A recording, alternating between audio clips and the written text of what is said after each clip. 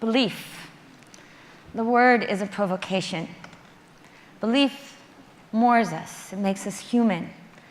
As social entrepreneurs, belief fuels us to believe in the seemingly impossible and sometimes make it happen. And yet belief can also distance us, harden us to each other, and possibility, and sometimes do terrible things. And so it's a great privilege to be asked to reflect for a few minutes on belief, for it's something I've wrestled with for most of my life, as I imagine have so many of you. We're born and given and inherit systems of beliefs as children. I was born into a large Catholic immigrant military family, and so was raised in a belief system grounded in God, love, community, duty, work.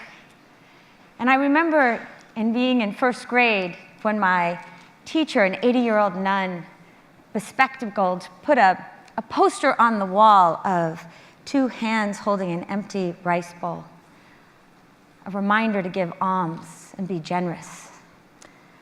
And I spent a lot of time reading stories of the saints. And it was only recently that the wonderful poet Mpho suggested to me that maybe the saints were the only women we read about who were the subjects of their own lives. And that, indeed, they were the first individuals I was introduced to who were willing to live and, if necessary, die for an idea. And so I started to think about what idea was I willing to live for. And I found that answer in Rwanda in the mid-1980s, where I had gone to help start a microfinance bank and discovered that it was not alms that interested me as much as agency, and that the idea for which I was ready to live was dignity, human dignity. This idea that as humans we yearn for choice and opportunity, for freedom from want and fear, freedom to bring our best selves to the world. And I thought the world would celebrate our successes. And that was a naive belief. For soon after starting, I was confronted by a local minister who said that no woman from his parish could borrow from us because usury was prohibited, was forbidden in the Bible. And no matter how much I would protest, that the 12% annual interest that we charged the women was in no way comparable to the 10% daily interest they paid the moneylenders, he would not be moved. And so I had to confront the fact that often these moral authorities that I had been raised to respect were also the guardians of a status quo that promoted and defended dependency, which is the opposite of dignity. And I learned, expanding my beliefs, that it is only justice, not charity, that will end poverty. And that if I was going to be effective in fighting for that, I better learn to get comfortable being uncomfortable.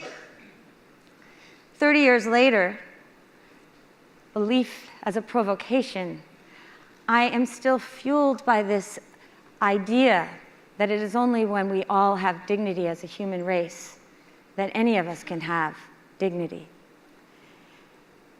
And when I think about what that means for the world, it's really this sense of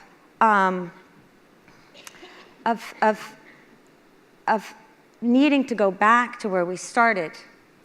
And in many ways, when Sally asked me to go on this journey and reflect about belief, I thought it was really about looking at the religious beliefs primarily that my family had given me.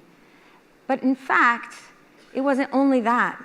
It related to the work, and that the same framework of the beliefs that we start with, and as social entrepreneurs, all of us build companies and organizations based on a set of frameworks and beliefs. Look at those original beliefs and decide which ones we carry forward, which ones have the beauty to make change in the world, and which ones we must jettison. And so I stand here and challenge you with the same challenge I would give to myself and to the organization that I started 14 years ago. For the world has changed. It has become more complex and interdependent, and we have changed. Our organizations have changed. And so as we look at this world that is full of both peril and unprecedented opportunity, what are those beliefs that make us most beautiful, that allow us to bring our best selves into the future? And which are the ones that might now hold us back and make us less relevant? Because the opportunity for us is to be bold and audacious to a world that is waiting for us to bring solutions. And so my challenge continues not only to you around the belief, the idea for which you are willing to live. For me, it is dignity. But for the beliefs that you will carry forward and those that you will jettison. And the Skoll Forum has given us this extraordinary provocation to spend the next couple of days together thinking individually and collectively around what we believe individually and that set of values that we can find and share together. For that is when we can really change the world. So thank you, Sally. Thank you, and I look forward to continuing the conversation with all of you around belief. Thanks.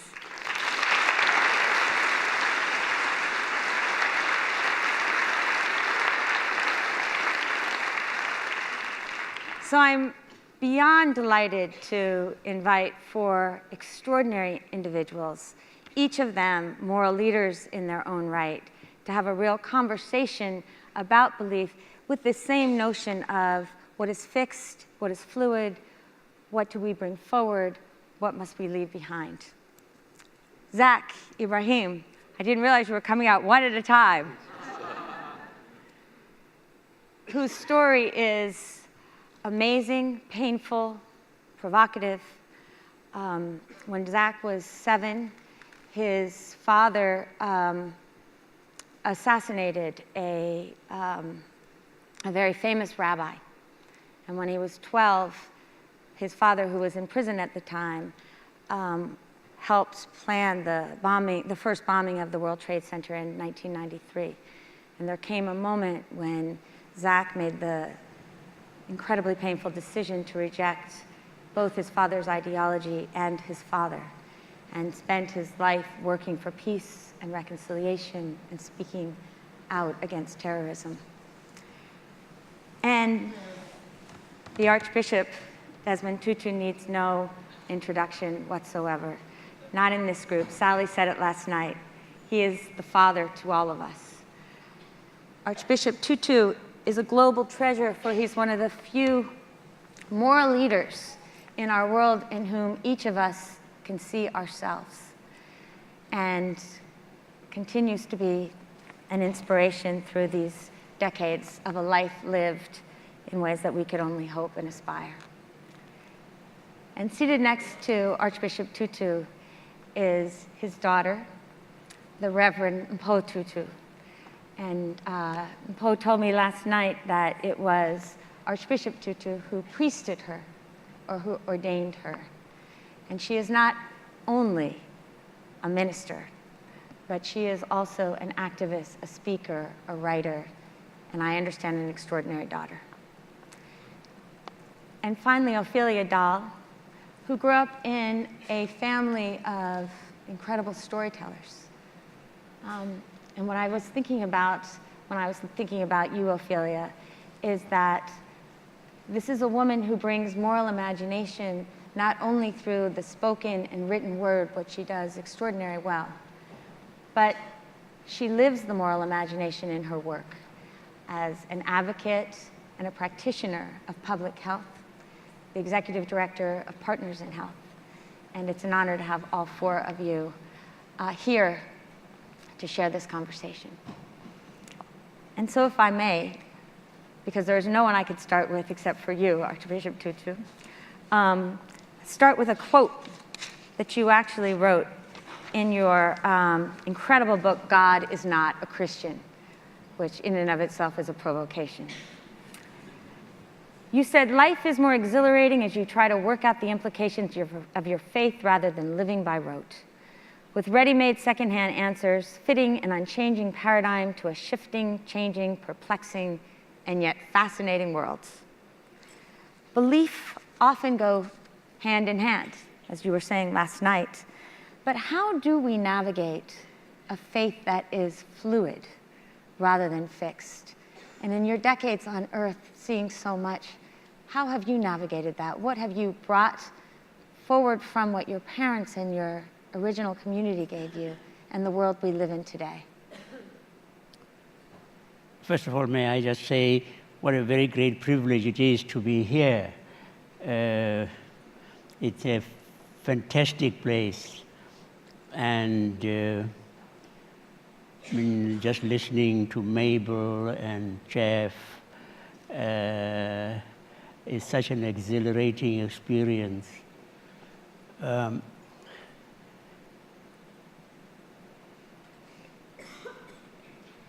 What was your question?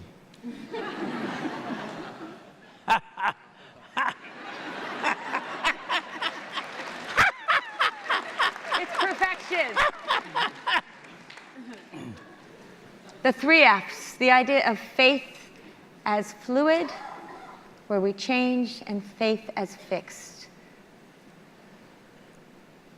I have been greatly blessed by the people that have influenced me. And yes, I think all of us in here would say that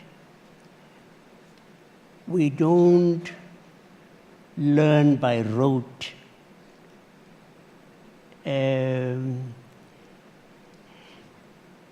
The best book, as it were, is these fantastic people. I grew up in a society that told black people that they didn't count for very much. And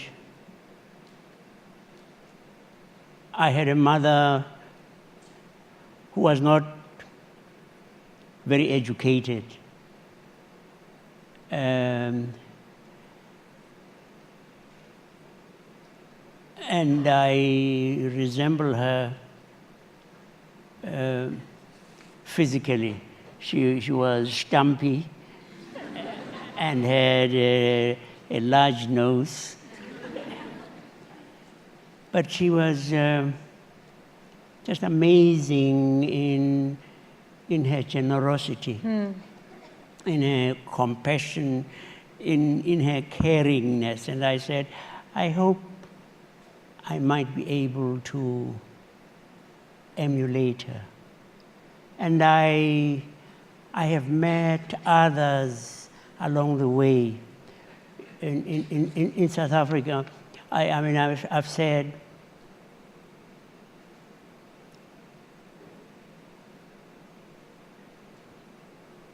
I've told this story once or so. I was standing with my mom. She was a domestic worker at a hostel for blind black women. And a tall figure in a cassock swept past. And a white priest doffed his hat to my mother.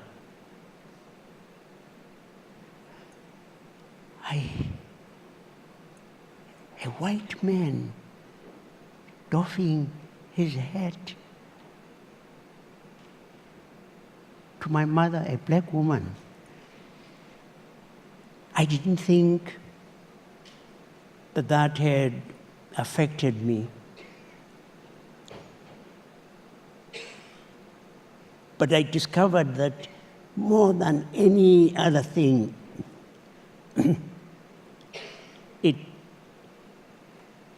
it actually, yes, made me believe what we kept being told, that we are all equal.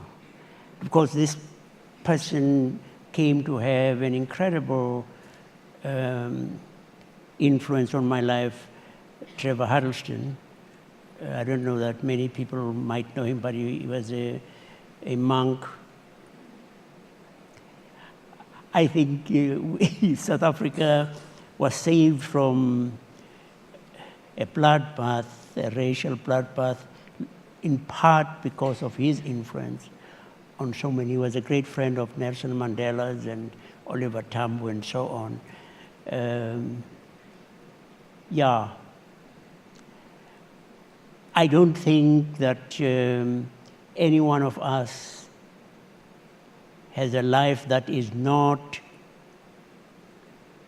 buttressed by beliefs, even when we do not necessarily acknowledge them. It is that when you come to believe that you count, you have a worth that is inestimable, that you are a God carrier, that there is nothing that anyone can do ultimately. I should shut up. Archbishop Tutu, in Martin Luther King's letter from a Birmingham jail, he talks about nobodies and somebodies. And listening to you about this moment when you realize that you are worthy, someone beautiful, makes me just wonder if there was ever a time in your life where you felt like a nobody, or if for whatever reason, your parents, Reverend Huddleston, you always felt like a somebody. Where did you get the confidence to fight and to stand for these beliefs? I'm sure that there were very, very many moments when living in a segregated ghetto, you had schools that were really church buildings, no desks, you sat on the pews.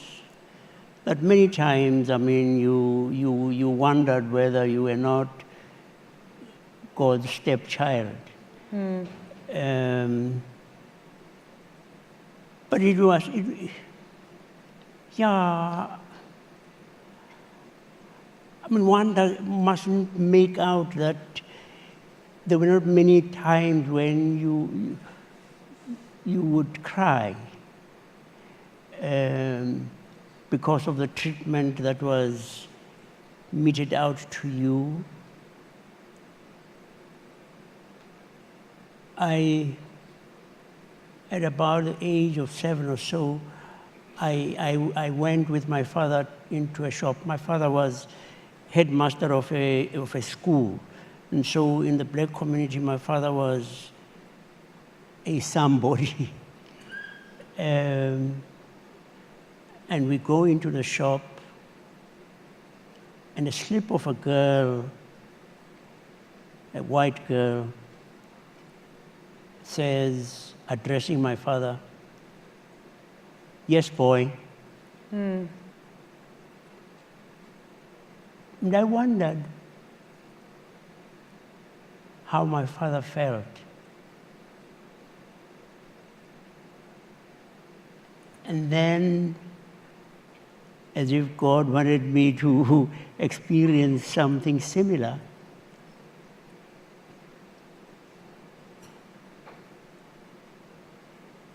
we went to England. I came here to study at King's, the other King's, not the King's, King's London. And Mpho was born in London. So she was used to, I mean, almost all of her friends were white kids, and she played with them. And we were walking with her, and she saw some children in a playground, and said she wanted to go on the swings.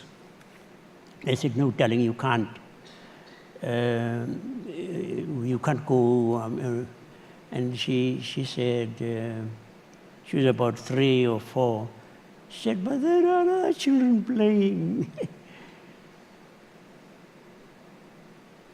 And I realized then, how do you tell your child that you are a child, but you're not quite a child like those other children? And so it was as if God was answering me. Well, do you know how you're feeling? Like when you want the earth to open up and swallow you. You wanted to know how your dad was feeling. That's how he was feeling. Thank you. Mpho, you were raised by one of the most extraordinary people who've ever lived on this planet. You not only have inherited beliefs from both parents, but a sense of who you are from them. And I wonder if you could talk a little bit about what you've been given, what you were raised with, and how you are also changing and bringing your own sense of the world and our future in it. What has had to change for you? Well, I have to agree with you. My mom is one of the most extraordinary people on the planet. Not to take it away.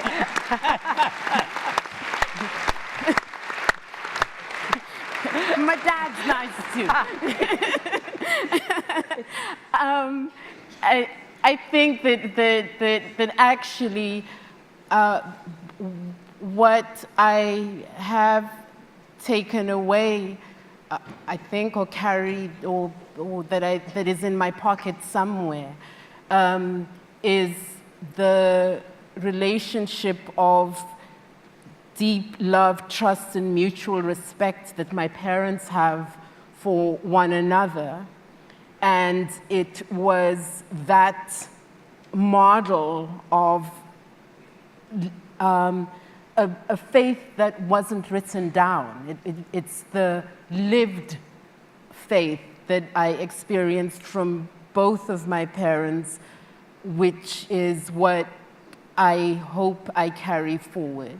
And it is the positive vision of that's where we're aiming for. You know, that's the world that we're aiming for. And my father, I think, has been really good at articulating that vision of a world which is the world that Jeff and Stephanie's daughter will grow up in. Well, and if I could build on that, because in a way, you are the bridge into that world. And just looking at the two of you physically. I look much better. Yeah, thanks. Well, you're wearing some fabulous shoes. You know, that as an ordained minister, as a young kid once said to me in the slums, "You don't look like a CEO." You look very different, and I wonder if it's a deliberate bridging mechanism, because we're in a world where, on the one hand, we see religion solidifying, getting more extreme in many cases, and in another part of the world, religion fading. And how do you see your role as bridging the two, if you do at all? I don't know that I have thought of myself as that kind of a bridge, but I hope that that the bridge is the lived expression of my parents' legacy, modeled in a sense, in a way that makes sense for a new generation. So I think I thought very deliberately about how I dressed as a clergy person, because I didn't want the young people in the congregation to go, oh, if you have to be a priest, you have to look like that, and I don't want to wear that. And so there's no place for me in ordained ministry. And to be able to say that actually, no, God wants all of who you are to be God's minister in the world. And in addition to the dress, this idea that God wants you to be all of who you are, what else have you had to let go?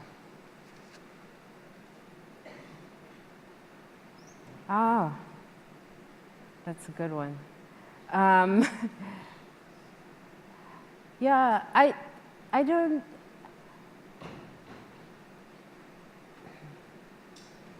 don't think I ever actually had any certainty except that God exists and God loves me.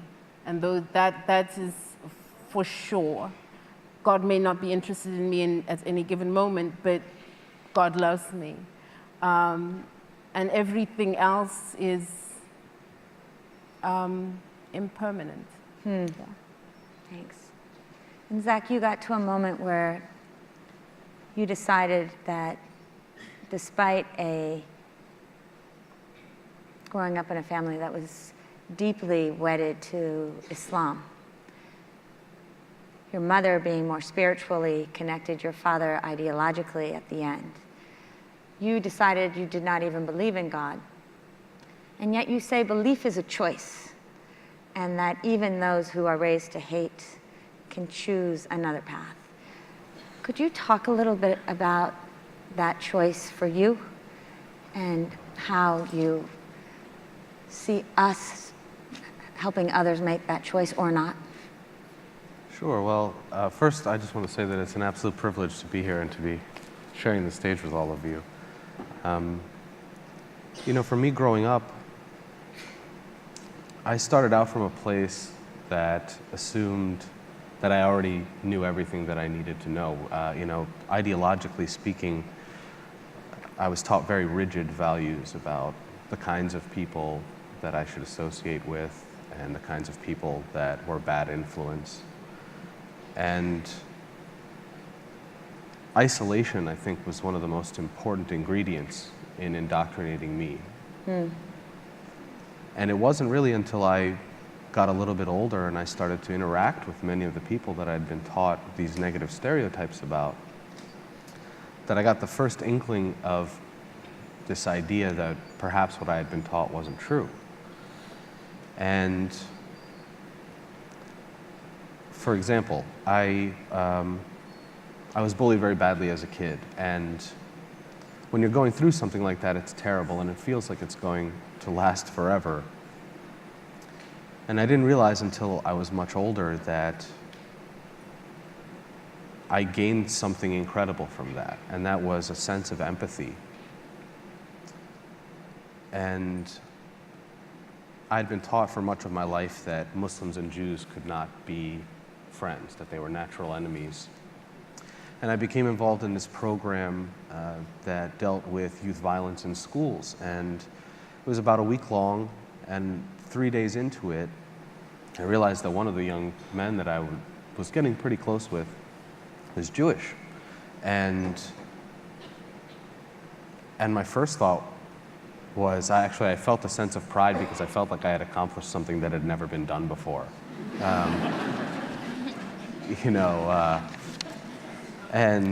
Which actually said something about you, even in and of itself. Sure. And for the rest of that afternoon, I held my head high because as I said, I thought I'd done something that had never been done before, and of course that's ridiculous, but that was the first instance where I really thought to myself, was what I was taught the truth? And from that point on, there was this little nugget of uncertainty, and I realized, of course, that the ideology in which I was raised is not representative of the vast majority of Muslims in the world. And it may sound strange to say that the actions of my father really didn't have a lot to do with the reason that I left religion.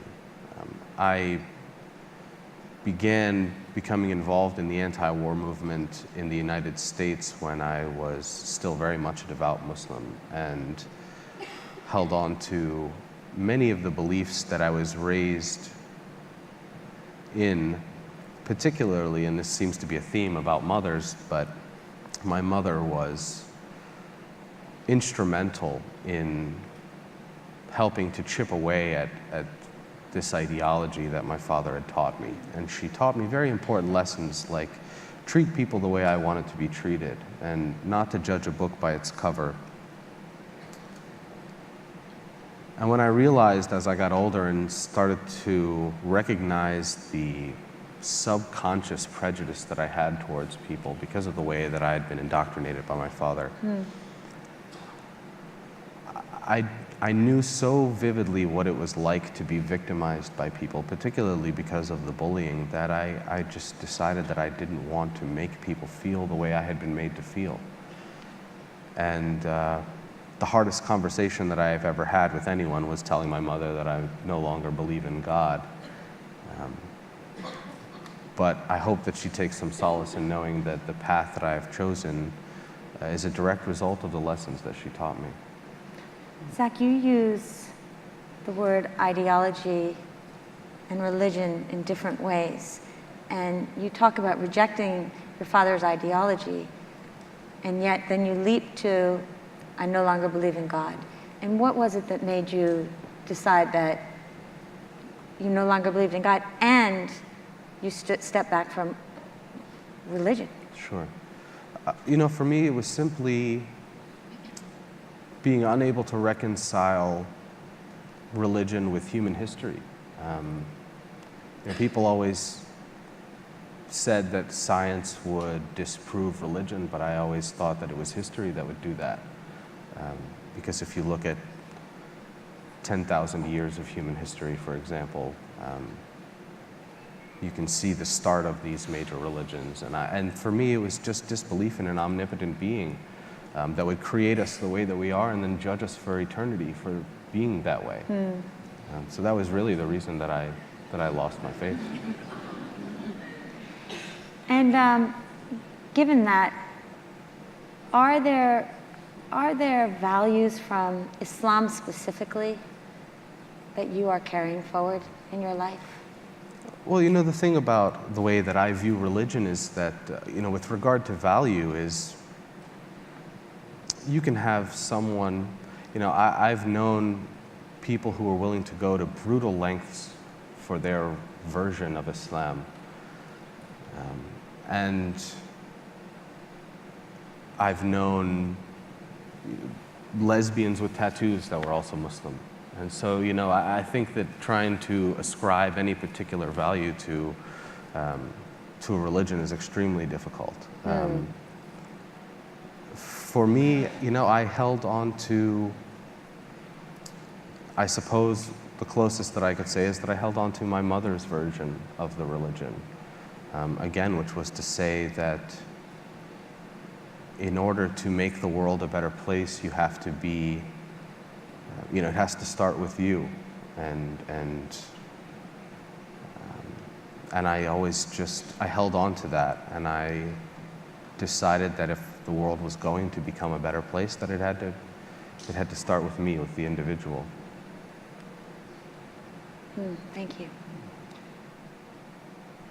Ophelia, you grew up with storytellers, the daughter of Roald Dahl, one of the great imaginations of a generation. What was that like for you? What were the beliefs that you inherited? What did you carry forward?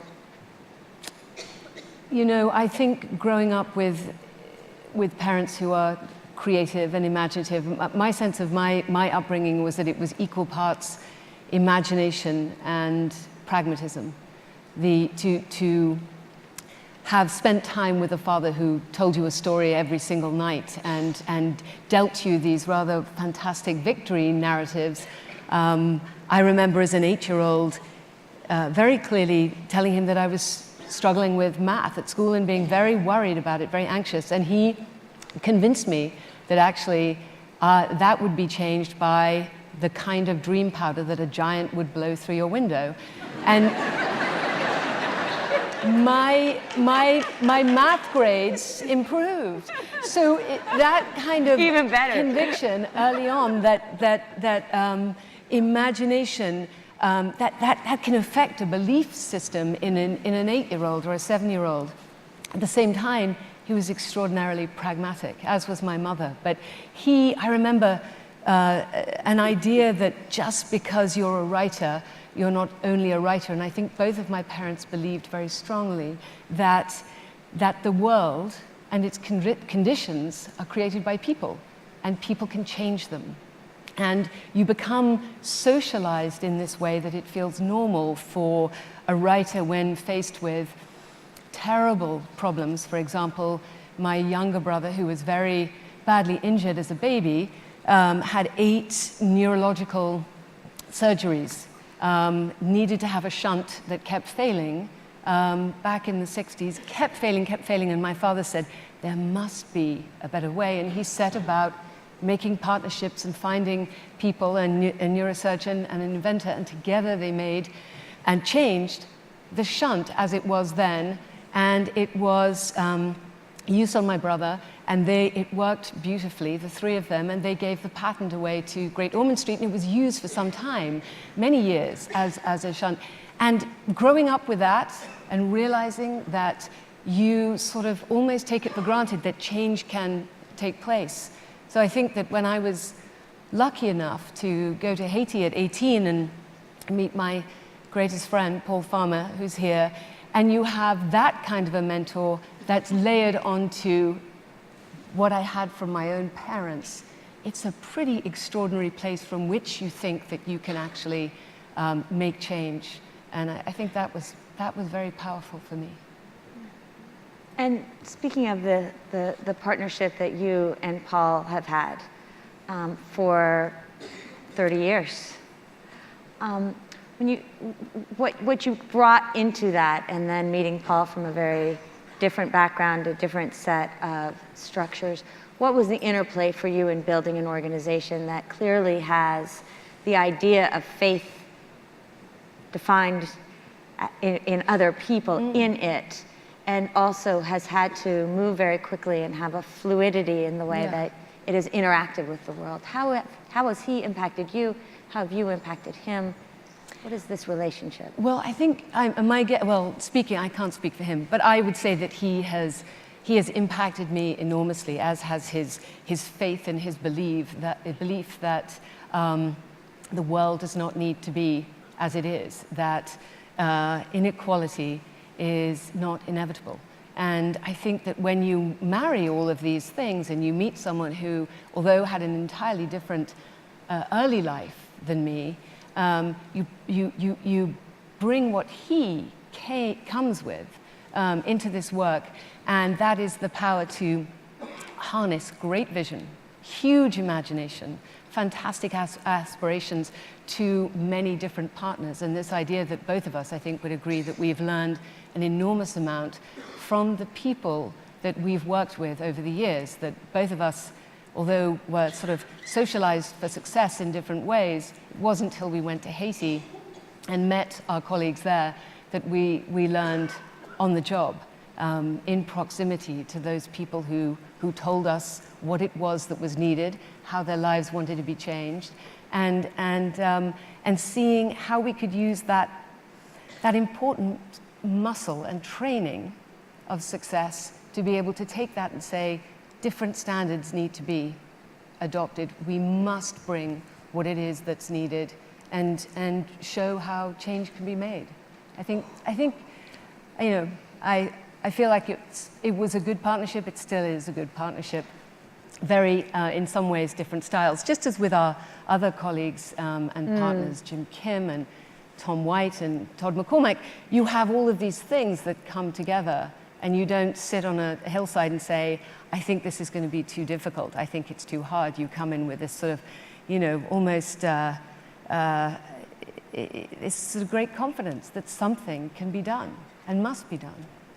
And when you look at Partners in Health played a real role in the whole Ebola crisis, which is a whole case study in what we believe about each other and where it helps us and where it gets in our way.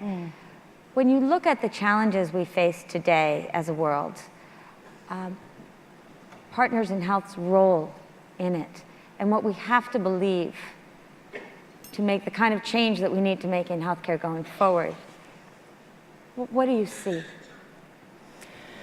I see enormous progress. When I look back, I see enormous progress and tremendous transformation. I think that one of the things that you're lucky, if you live long enough to be able to look back and see what's been done, I think that there's no question that getting to see, for example, young men who are now fully trained doctors who were born into poverty, because there's a real belief that building systems of health and education and raising standards is one of the most important things that you can do.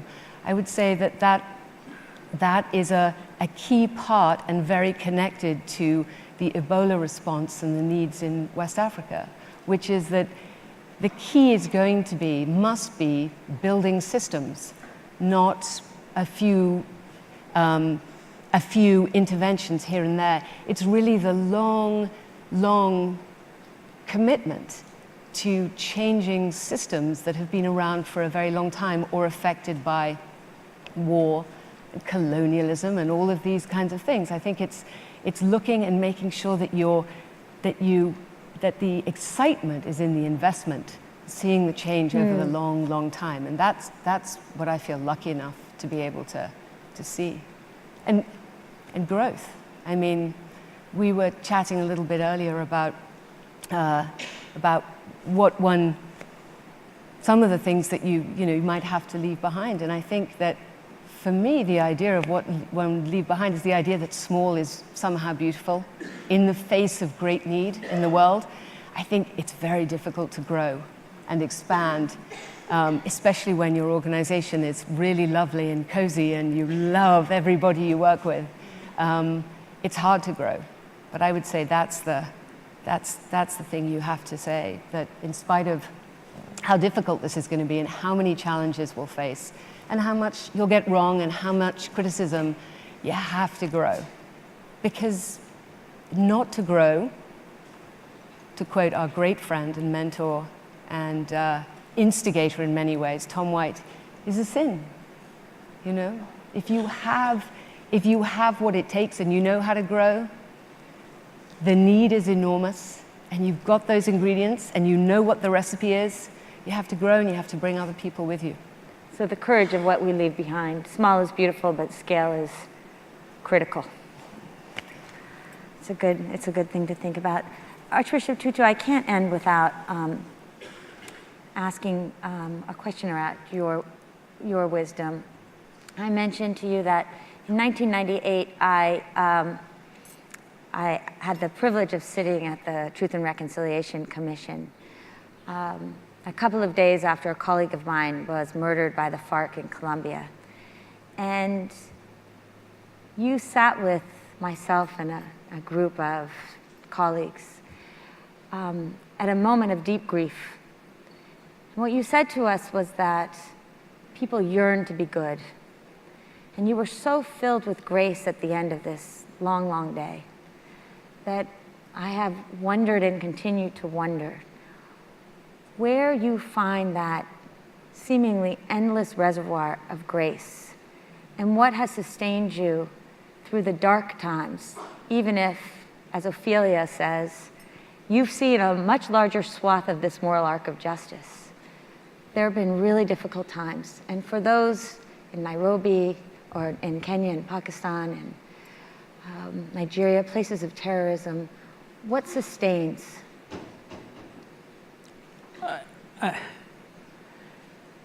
I believe very fervently that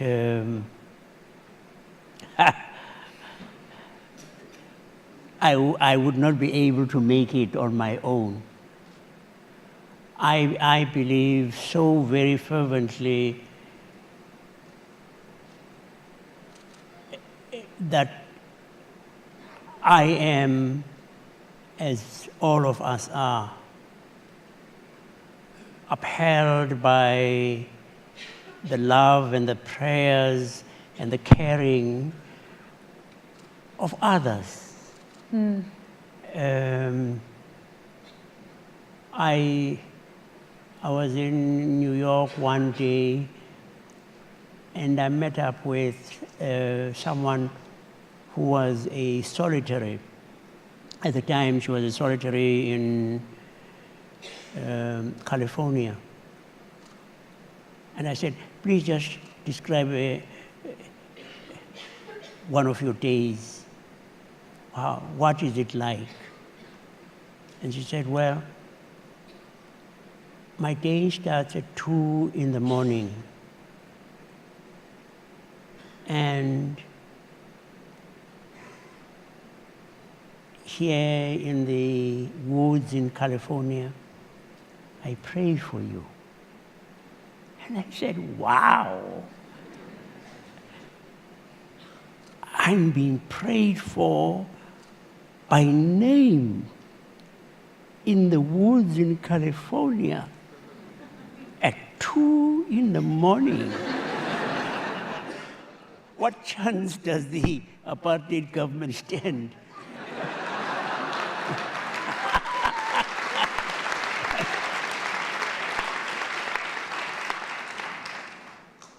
And so I know, and it's not, I'm not naturally modest.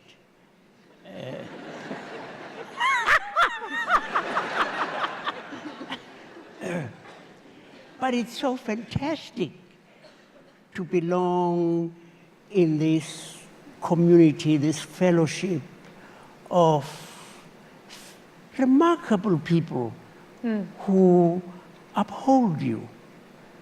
I mean, you know, I in those bad old days, the South African Broadcasting Corporation delighted in tripping you up in interviews. And I would get a trick question. And I have to say, I was quite surprised at the answers I gave. That me. And it clearly wasn't. It was that old lady there, faithfully going to the Eucharist and saying, God, help that big-nosed guy. And so that big-nosed guy becomes quite smarter than he would otherwise have been. And I give great thanks for all the people around the world who have upheld us. No, we wouldn't, even if we tried until we were blue in the face, we wouldn't be free today had it not been for this fantastic bunch of people around the world who supported us in the anti-apartheid struggle. And there were those who said, yes, please God, help him. And God helped me. Well, I could, like Mabel, could talk to you all night. It is such a deep, deep privilege to be on the stage with each of you. I have studied you and learned about the remarkable things that you do, but more important, the way that you are in the world. You really walk with not just humility, but a deep and abiding belief that we can find this shared framework, this common ground. We may have to think differently about the future, but each of you represent the best of the past and the promise of the future in extraordinary ways. And I'm sure everybody joins me in just feeling that this is really a blessed moment.